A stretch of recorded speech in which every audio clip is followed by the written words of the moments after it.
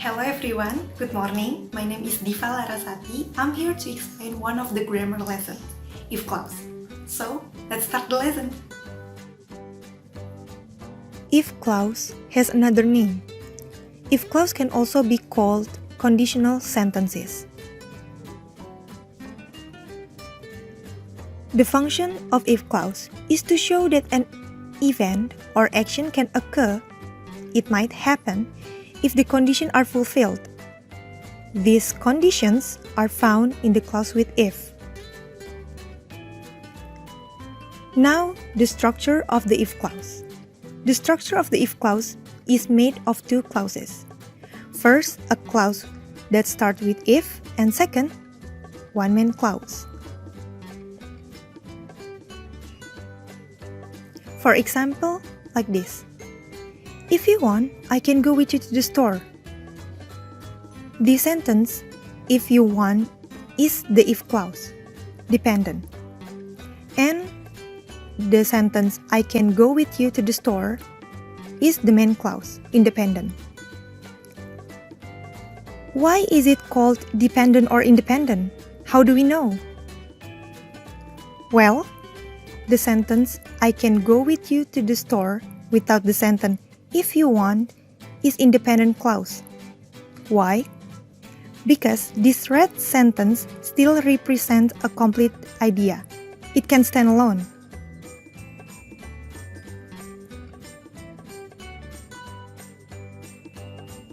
Now we discuss the type of if clause, or conditional sentences. First, zero conditional.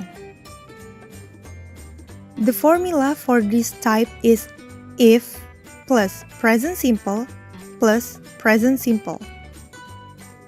This formula is used if we talk about something that is always true or facts.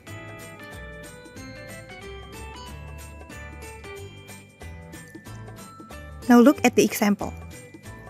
If you freeze water, it turns into ice. You can see that freeze and turns is verb 1. So it's very clear that both of them use the simple present formula, subject plus verb 1. And because it is true that if we freeze water, of course the water will turn solid into ice. Therefore, this talks about fact. And that is the reason why the zero conditional formula is used.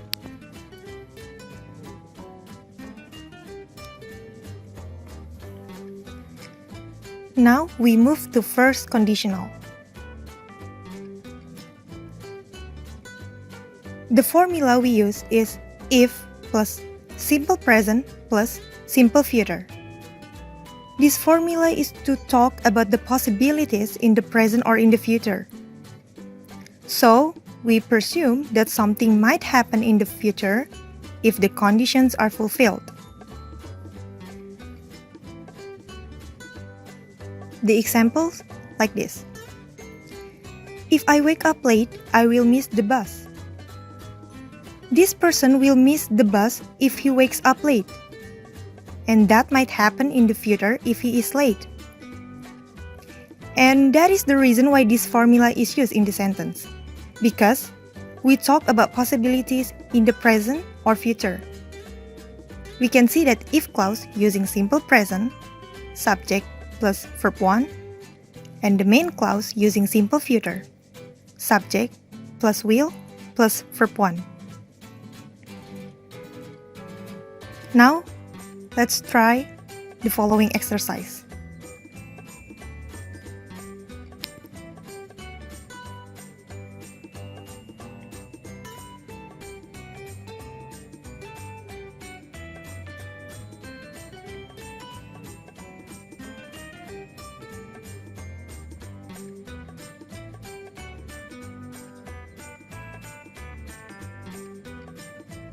To answer this question, it's very simple. A clue has been provided, the blue word. We can see here that we will say hello is a simple future. And the simple future formula is found in first conditional. If simple present plus simple future. This means that we fill the blank space with the simple present formula. So after subject, we put the verb 1. Meet.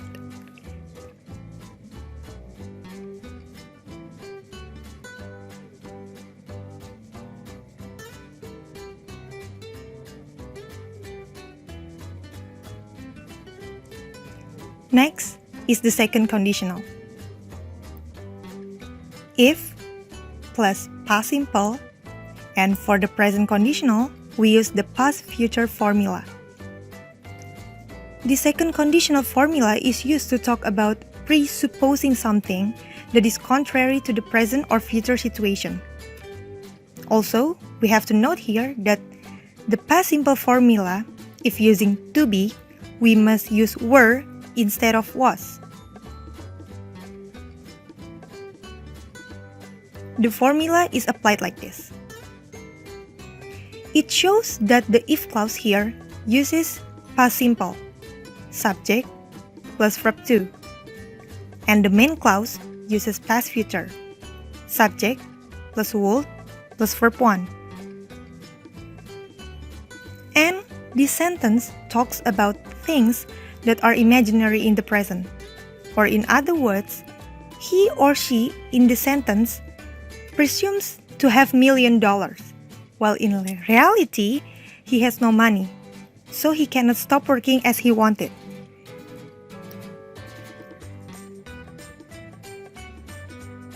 Now, please do the following exercise.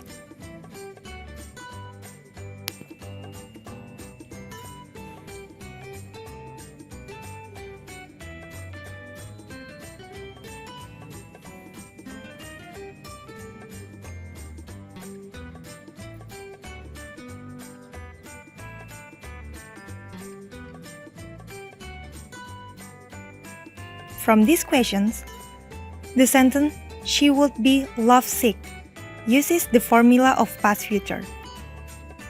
The past future formula is found in the second conditional. If plus simple past plus past future.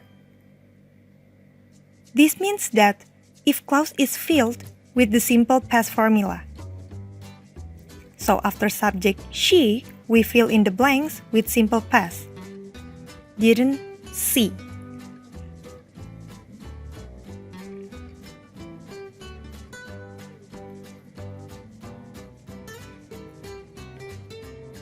For the last, third conditional.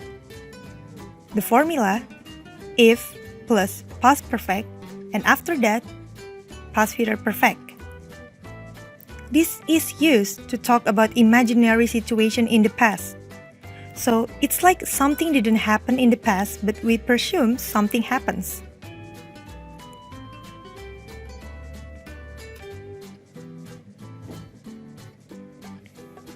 Look at the following example. If I had met Sarah yesterday, I would have given her the book. In fact, he didn't meet Sarah yesterday, so she could not give his book. So this sentence shows something contrary to the past situation. And this sentence also using the third conditional formula that we discussed earlier. Here, the red sentence shows the past perfect.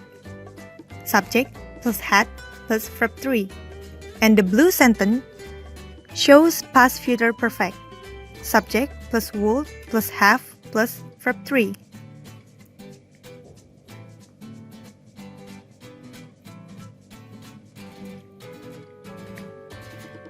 This is the question for the third conditionals.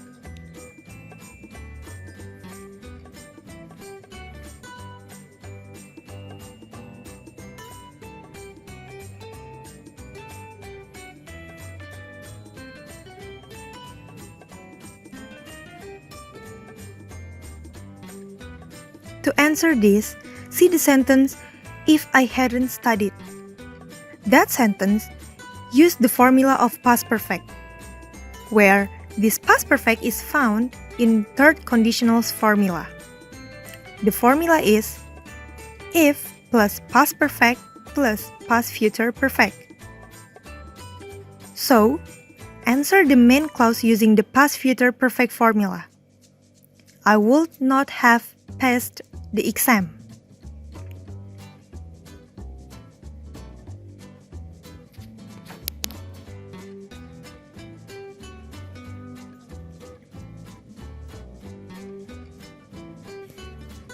Now, I have questions for you. Where is the if clause? At the beginning or at the end of the conditional sentence? Or, does the if clause appear both at the beginning and end?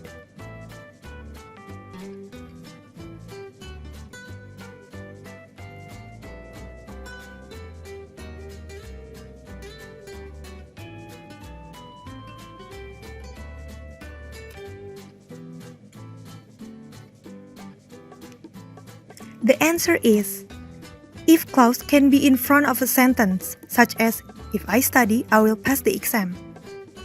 And if clause can also be at the end of a sentence, like, I will pass the exam if I study. So, the conclusion is, if clause can be in both beginning and end. What differentiates it is the comma punctuation. If the conditional clause appears at the beginning, then a comma must be used. But if the conditional clause appears at the end of a sentence, there is no need to use commas.